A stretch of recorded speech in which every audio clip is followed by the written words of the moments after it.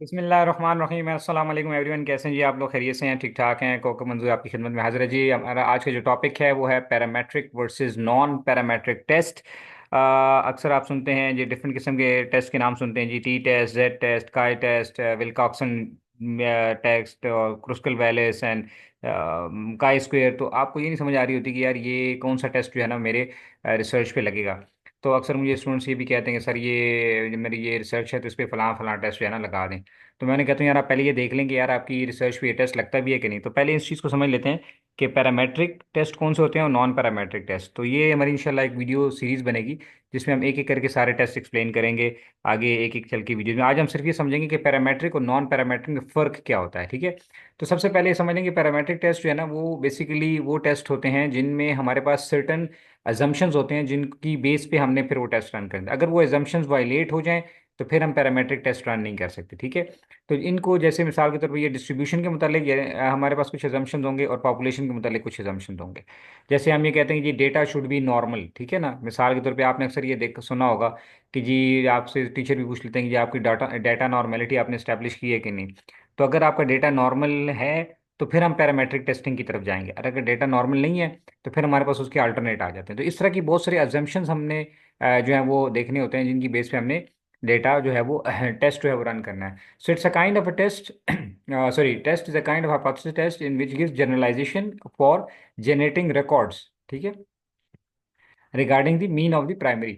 और इसमें हम यूजुअली जो सेंट्रल टेंडेंसी है यानी जो मीन है उसको हम चेक कर रहे होते हैं कि जी ये जिस पॉपुलेशन से हमने जो सैंपल लिया है आया ये उसको ट्रूली रिप्रेजेंट कर रहा है या नहीं कर रहा है। तो मोस्ट कॉमनली जो यूज टेस्ट हैं वो टी टेस्ट और जेड टेस्ट हैं, बल्कि जेड भी बहुत ही कम इस्तेमाल होगा क्योंकि जब 30 से ज़्यादा हो जाता है सैंपल साइज तो वो टी टेस्ट जो है जेड की अप्रॉक्सीमेशन हो जाती है। ये भी आपने पढ़ा होगा सेंट्रल लिमिट थ्योरम के अंदर, ठीक है। तो ये हम जो है बेसिकली पैरामेट्रिक टेस्टिंग में हम क्या करते हैं, एजम्पशंस होते हैं कि जी हमारी पॉपुलेशन जो है वो क्या है, वो नोन है, और जो हमारी डिस्ट्रीब्यूशन है डेटा जो है वो नॉर्मली डिस्ट्रीब्यूटेड है। जबकि इसके बिल्कुल अपोजिट जो नॉन पैरामेट्रिक टेस्ट हम तब लगाते हैं when we make no assumptions, ठीक है, या पॉपुलेशन डिस्ट्रीब्यूशन या सैम्पल साइज के बारे में कि ये सैम्पल साइज इतना होना चाहिए या पॉपुलेशन आपकी नॉर्मली डिस्ट्रीब्यूटेड होनी चाहिए। जब ऐसा ना हो तो फिर हम क्या करते हैं, फिर हम नॉन पैरामेट्रिक टेस्ट की तरफ जाते हैं। So are used if assumption for the parametric test are not met और वायलेटेड, ठीक है। तो या ऐसे हम डिस्ट्रीब्यूशन फ्री टेस्ट भी कहते हैं। आपके पास डेटा है जिसका सैंपल साइज 10 है फॉर एग्जांपल, और वो डेटा भी नॉर्मली डिस्ट्रीब्यूटेड नहीं है, तो फिर हम पैरामेट्रिक टेस्ट यानी टी टेस्ट या जेड वगैरह नहीं लगा सकेंगे उसके ऊपर। फिर हमारे पास उसके कुछ अल्टरनेट टेस्ट हैं जिनको हम नॉन पैरामेट्रिक टेस्ट कहते हैं। इनका फ़ायदा क्या है? यही फ़ायदा है कि जी ये हमें एजम्पशन फ्री बना देते हैं मोस्टली केसेस में, ठीक है। So we do not assume that the data come from the any particular distribution.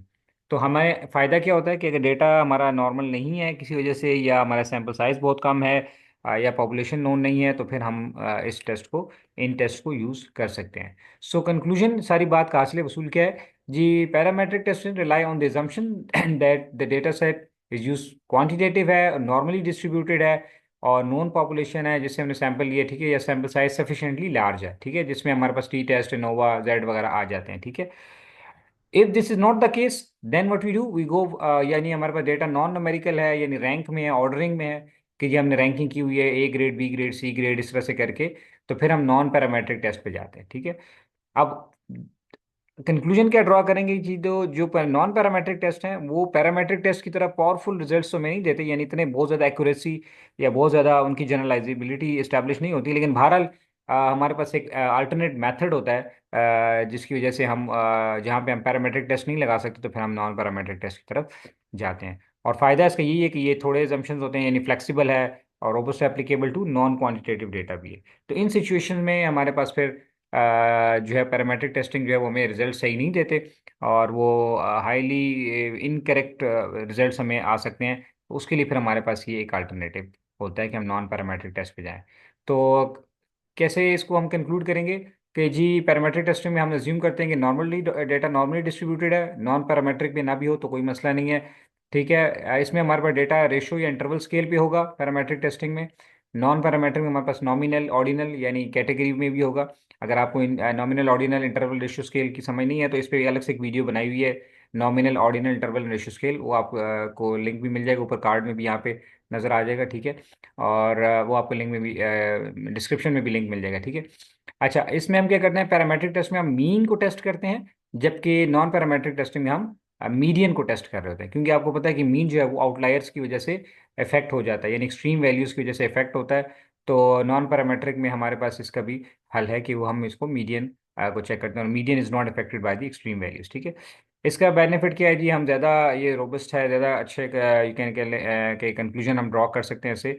और ये सिंपल है, और जैसे मैंने कहा कि आउटलायर से इफेक्ट नहीं होता।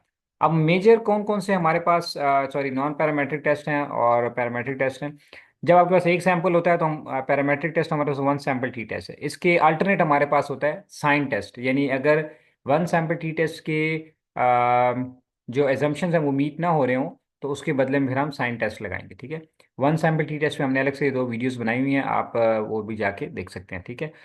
अच्छा, जब हमारे पास डेटा कैटेगोरिकल में होता है तो हमारे पास पैरामेट्रिक टेस्टिंग में कोई भी टेस्ट नहीं होता, बल्कि हमारे पास नॉन पैरामेट्रिक में काई स्क्वायर टेस्ट होता है। ठीक है। तो काई स्क्वायर में हम जो है वो दो कैटेगरीज को हम चेक कर सकते हैं। अच्छा, फिर जब हमारे पास दो रिलेटेड सैंपल होते हैं, यानी एक ही, यानी कह लेंगे एक सैंपल है, उसको एक बार टेस्ट उससे ले लिया, डेटा लिया, उसके बाद दूसरी बार दोबारा उससे डेटा ले लिया, जिसको हम पेयर टी टेस्ट भी कहते हैं या डिपेंडेंट सैंपल्स भी कहते हैं। ठीक है। तो बेसिकली होता है एक ही सैंपल है, लेकिन चूंकि हम उससे दो दफ़ा डेटा लेते हैं, तो उसमें हमारे पास पैरामेट्रिक टेस्टिंग में पेयर टी टेस्ट लगता है। लेकिन जब इसके assumptions फुलफिल नहीं हो रहे होंगे तो फिर हम alternatively Wilcoxon sign rank test लगाएंगे। ठीक है। अच्छा, फिर जब हमारे पास दो इंडिपेंडेंट सैंपल होते हैं, यानी दो ऐसे सैंपल जिनका आपस में जो आपस में डिपेंडेंट नहीं है, यानी दो ग्रुप्स हैं, दो क्लासेस हैं, उनके से हमने डेटा लिया है। ठीक है। तो उसमें हमारे पास टी टेस्ट होता है इंडिपेंडेंट सैंपल पैरामेट्रिक में, और नॉन पैरामेट्रिक में फिर अगर ये इसके वाइल एजम्पशन वायलेट हो रही हो तो फिर इसका अल्टरनेट हमारे पास होता है मैन विटनी यू टेस्ट। इसी तरह वन वे एनोवा, जब हमारे पास दो से ज़्यादा कैटेगरीज हो जाती हैं तो हम वन वे एनोवा रन करते हैं पैरामेट्रिक टेस्टिंग के अंदर। और जब हमारे पास इसकी एजम्पशन फुलफिल ना हो रहे हो तो फिर हम उसके अल्टरनेटिवली नॉन पैरामेट्रिक में क्रुस्कल वैलिस टेस्ट करते हैं। इन सब पे ऑलरेडी वीडियोस बनी हुई हैं, वन सैंपल टी टेस्ट और पेयर टी टेस्ट या डिपेंडेंट सैंपल टी टेस्ट, और इंडिपेंडेंट पे भी एनोवा पे भी। ठीक है। और इन पे हम अभी इंशाल्लाह एक एक करके वीडियोस आपके सामने लेकर आएंगे, sign test, chi square, Wilcoxon. तो आपको फिर ये आप इसको भी देख सकते हैं। ठीक है।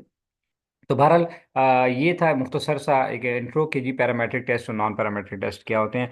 अगर आप डिटेल वीडियोस में देखना चाहते हैं तो parametric and non parametric test पे तीन कंप्लीट वीडियोस अलग से बनी हुई हैं, कोई लगभग कोई आधा पौने घंटे का वो एक सेशन है। ठीक है। 10 10 12 12 15 15 मिनट का। तो आप उसमें भी जाके तफसील से भी देख सकते हैं। तो ये आपके लिए एक समराइज्ड फॉर्म में हमने यहाँ पे पेश कर दिया। आई होप कि आपको कॉन्सेप्ट क्लियर हो गया होगा। In case of any question और confusion, so you can contact here. ठीक है। Thank you very much and stay blessed.